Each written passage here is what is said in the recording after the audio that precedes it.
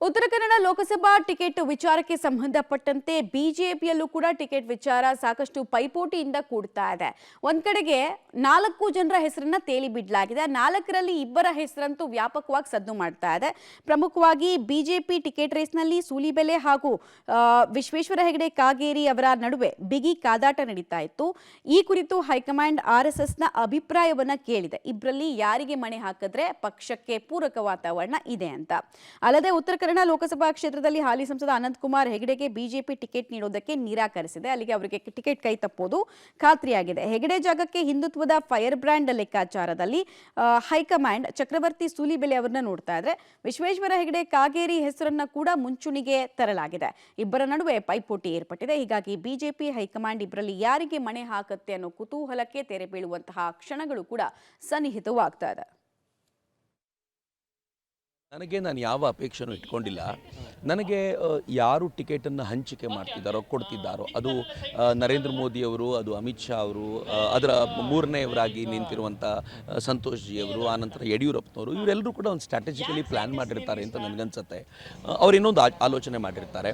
ಆ ಆಲೋಚನೆಯ ಒಳಗೆ ಚಕ್ರವರ್ತಿ ಸೂಲಿಬೆಲೆ ಅಂತ ಅವ್ರಿಗೆಲ್ಲರಿಗೂ ಅನಿಸಿದರೆ ಐ ಹ್ಯಾವ್ ನೋ ಪ್ರಾಬ್ಲಮ್. ಅಕಸ್ಮಾತ್ ಇಲ್ಲ ಅಂತ ಅನಿಸಿದ್ರು ನನಗೇನು ಪ್ರಾಬ್ಲಮ್ ಇಲ್ಲ. ಬಿಕಾಸ್ ನನ್ನ ಉದ್ದೇಶ, ನನ್ನ ಗುರಿ ಮೋದಿಯವರಿಗೆ 28 ಕಮಲಗಳನ್ನು ಕರ್ನಾಟಕದಿಂದ ಕೊಡಬೇಕೇ ಹೊರತು ಕಮಲ ನಾನೇ ಆಗಿರಬೇಕು ಅನ್ನುವಂಥದ್ದೇನು ಅಲ್ಲದೆ ಇರೋದ್ರಿಂದ ನಾನು ಇದರಲ್ಲಿ ತೀವ್ರವಾಗಿ ಈ ಸ್ಪರ್ಧೆಯಲ್ಲಿ ಏನಿಲ್ಲ. ಆದರೆ ನಿಸ್ಸಂಶಯವಾಗಿ ಅವರೇನಾದರೂ ಕೇಳಿದರೆ ನನಗೆ ಡೆಫಿನೆಟ್ಲಿ ನಾನು ಇಲ್ಲ ಅಂತ ಹೇಳಲ್ಲ ಈ ಬಾರಿ. ಹೇಗೆ ಒಬ್ಬ ಬಿಲ್ಲುಗಾರನಿಗೆ ಮೀನಿನ ಕಣ್ಣಿಗೆ ಗುರಿ ಇಡಬೇಕು ಅಂದರೆ ಕಣ್ಣು ಮಾತ್ರ ಕಾಣುತ್ತೋ, ಹಾಗೆ ನನಗೂ ಕಾಣ್ತಾ ಇರೋದು ಒಂದೇ, ನರೇಂದ್ರ ಮೋದಿಯವರು ಮತ್ತೊಮ್ಮೆ ಪ್ರಧಾನಿ ಆಗಬೇಕು ಅಂತ.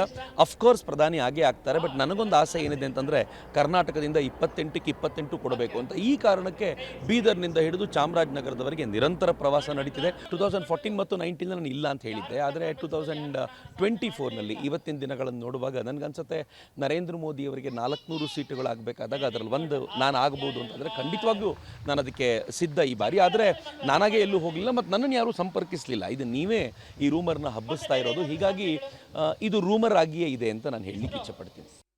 ರಾಜ್ಯ ಬಿಜೆಪಿಯ ಬಿಗಿನಿಂಗ್ ಡೇಸ್ ಇಂದ ಒಟ್ಟಾಗಿ ಇದ್ದಂತಹ ಈಶ್ವರಪ್ಪ ಹಾಗೂ ಯಡಿಯೂರಪ್ಪ ಅವರು ತಮ್ಮ ದಶಕಗಳ ಸ್ನೇಹಕ್ಕೆ ಎಳ್ಳು ನೀರು ಬಿಟ್ಟ ಹಾಗೆ ಕಾಣಿಸ್ತಾ ಇದೆ. ಬಂಡಾಯದ ಬಾವುಟವನ್ನ ಮುಂದುವರಿಸ್ತಾ ಇದ್ದಾರೆ ಈಶ್ವರಪ್ಪ ಅವರು. ಯಾರ ಸಂಧಾನಕ್ಕೂ ಮಣಿಯದ ಸ್ಥಿತಿಯಲ್ಲಿ ಸದ್ಯಕ್ಕೆ ಈಶ್ವರಪ್ಪ ಇದ್ದಾರೆ. ಮಗನಿಗೆ ಮೋಸ ಮಾಡಿದ್ದಾರೆ ಅಂತ ಆರೋಪಿಸಿ ಬಿಎಸ್ವೈ ವಿರುದ್ಧ ಸಿಡಿದು ನಿಂತಿರುವಂತಹ ಈಶ್ವರಪ್ಪ ಪಕ್ಷೇತರ ಸ್ಪರ್ಧೆಯಿಂದ ಶಿವಮೊಗ್ಗದಲ್ಲಿ ತ್ರಿಕೋನ ಫೈಟ್ ಏರ್ಪಟ್ಟಿದೆ. ಈ ಯುದ್ಧದಲ್ಲಿ ಗೆಲ್ಲೋದಾಗೆ ವಿಶ್ವಾಸದ ಮಾತನಾಡ್ತಾ ಇರುವಂತಹ ಈಶ್ವರಪ್ಪ ಬಿಜೆಪಿಯ ಮತಬುಟ್ಟಿ ಮೇಲೆ ಕಣ್ಣಿಟ್ಟಿದ್ದಾರೆ. ಅಲ್ಲದೆ ಅಹಿಂದ ಮತಗಳ ಮೇಲೂ ಕೂಡ ಅವಲಂಬಿತರಾಗಿದ್ದಾರೆ. ಈಶ್ವರಪ್ಪ ಆಕ್ರೋಶ ನೇರವಾಗಿ ಪಕ್ಷದ ಹೈಕಮಾಂಡ್ ವಿರುದ್ಧ ಅಲ್ಲ, ವಿರೋಧ ಇರೋದು ಮಾಜಿ ಸಿಎಂ ಯಡಿಯೂರಪ್ಪ ಅವರ ವಿರುದ್ಧ. ಬಿಎಸ್ವೈ ಕುಟುಂಬ ರಾಜಕಾರಣ ಮಾಡ್ತಿದ್ದಾರೆ ಅನ್ನೋದೇ ಈಶ್ವರಪ್ಪ ಅವರ ಒನ್ ಲೈನ್ ಅಜೆಂಡಾ. ಬಿಜೆಪಿಯ ಮೂಲ ಸಿದ್ಧಾಂತದ ಪರವಾಗಿ ನನ್ನ ಹೋರಾಟ ಎಂಬ ದಾಳವನ್ನ ಉರುಳಿಸಿರುವಂತಹ ಈಶ್ವರಪ್ಪ ಬಿಜೆಪಿಯ ನಿಷ್ಠ ಮತದಾರರನ್ನ ಸೆಳೆಯೋದಕ್ಕೆ ಪ್ಲಾನ್ ಮಾಡಿದ್ದಾರೆ. ಇದೀಗ ಈಶ್ವರಪ್ಪ ಮನವೊಲಿಸುವಂತಹ ಕೆಲಸದಿಂದ ಬಿಜೆಪಿ ಆಲ್ಮೋಸ್ಟ್ ಹಿಂದೆ ಸರಿದಿರೋದು ಕಂಡು ಬರ್ತಾ ಇದೆ. ನನ್ನ ಅಪೇಕ್ಷೆ, ಇಡೀ ಕರ್ನಾಟಕ ರಾಜ್ಯದ ಭಾರತೀಯ ಜನತಾ ಪಾರ್ಟಿ ಕಾರ್ಯಕರ್ತರ ಅಪೇಕ್ಷೆ, ಒಂದು ಕುಟುಂಬದ ಕೈಯಲ್ಲಿ ಈ ಪಕ್ಷ ಸಿಕ್ಕಿದೆ. ಒಂದು ರೀತಿಯ ಸರ್ವಾಧಿಕಾರಿ ರೂಪದಲ್ಲಿ ನಡ್ಕೊಂಡು ಹೋಗ್ತಿದ್ದಾರೆ. ಇದು ಪರಿವರ್ತನೆ ಆಗಬೇಕು. ಇಡೀ ರಾಜ್ಯದಲ್ಲಿ ಚರ್ಚೆ ಆಗ್ತಿದೆ. ಈ ಪ್ರಯತ್ನ ನಾನು ಮಾಡ್ತಾ ಇದ್ದೇನೆ. ಈ ರೀತಿಯ ಬೇಜವಾಬ್ದಾರಿ ಹೇಳಿಕೆಗಳಿಗೆ ನಾನು ಉತ್ತರ ಕೊಡೋದಿಲ್ಲ.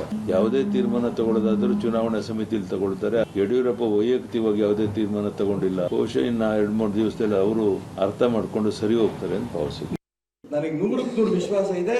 ಈ ಚುನಾವಣೆ ಮುಗಿತಿದ್ದಂಗೆನೆ ಶಿವಮೊಗ್ಗ ಲೋಕಸಭಾ ಕ್ಷೇತ್ರದಲ್ಲಿ ನಮ್ಮೆಲ್ಲ ಕಾರ್ಯಕರ್ತರು ಜಯ ಆಗ್ತಿದ್ದಂಗೆನೆ ವಿಜೇಂದ್ರ ರಾಜ್ಯದ ಭಾರತೀಯ ಜನತಾ ಪಾರ್ಟಿ ಅಧ್ಯಕ್ಷ ಸ್ಥಾನಕ್ಕೆ ರಾಜೀನಾಮೆ ಕೊಟ್ಟೇ ಕೊಡ್ತಾರೆ.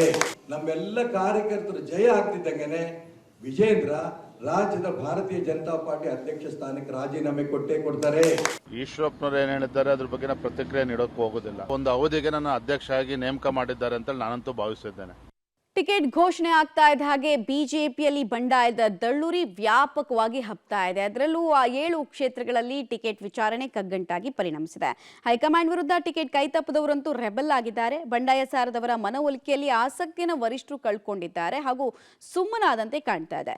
ರಾಜ್ಯ ಪ್ರಮುಖ ನಾಯಕರ ಮೂಲಕ ಮನವೊಲಿಸುವಂತಹ ಯತ್ನವನ್ನ ಆರಂಭಿಕ ಹಂತದಲ್ಲಿ ಬಿಜೆಪಿ ಹೈಕಮಾಂಡ್ ಮಾಡಿತ್ತು. ಆದರೆ ಬಂಡಾಯ ನಾಯಕರು ಇದ್ಯಾವುದಕ್ಕೂ ಸೊಪ್ಪು ಹಾಕಲೇ ಇಲ್ಲ. ಒಂದು ಹಂತದವರೆಗೂ ಸಂಧಾನ ಕಸರತ್ತನ್ನು ನಡೆಸಿದ ದೆಹಲಿ ನಾಯಕರು ನಾಯಕರು ಇದೀಗ ಯಾರನ್ನೂ ಮನವೊಲಿಸೋದು ಬೇಡ ಎಂಬ ನಿರ್ಧಾರಕ್ಕೆ ಬಂದಂತಿದೆ. ಅವಶ್ಯಕತೆ ಯಾರಿಗೆ ಇದೆಯೋ ಅವರು ಬಂಡಾಯವನ್ನು ಕೈಬಿಡ್ತಾರೆ.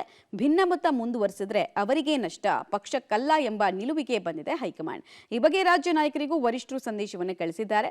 ಪಕ್ಷದ ಅಭ್ಯರ್ಥಿ ಗೆಲ್ಲಿಸಿಕೊಳ್ಳೋದು ನಮಗೂ ಗೊತ್ತಿದೆ, ನೀವು ನಿಮ್ಮ ಪಾಡಿಗೆ ಚುನಾವಣೆ ಕೆಲಸವನ್ನ ಮುಂದುವರಿಸಿ ಅಂತ ಸಂದೇಶವನ್ನು ಕೊಟ್ಟಿದ್ದಾರೆ. ಹೀಗಾಗಿ ರೆಬೆಲ್ಗಳ ಸಹವಾಸ ಬಿಟ್ಟು ಚುನಾವಣೆ ಕಡೆಗೆ ಫೋಕಸ್ ಮಾಡ್ತಾ ಇದ್ದಾರೆ ರಾಜ್ಯ ಬಿಜೆಪಿ ನಾಯಕರು.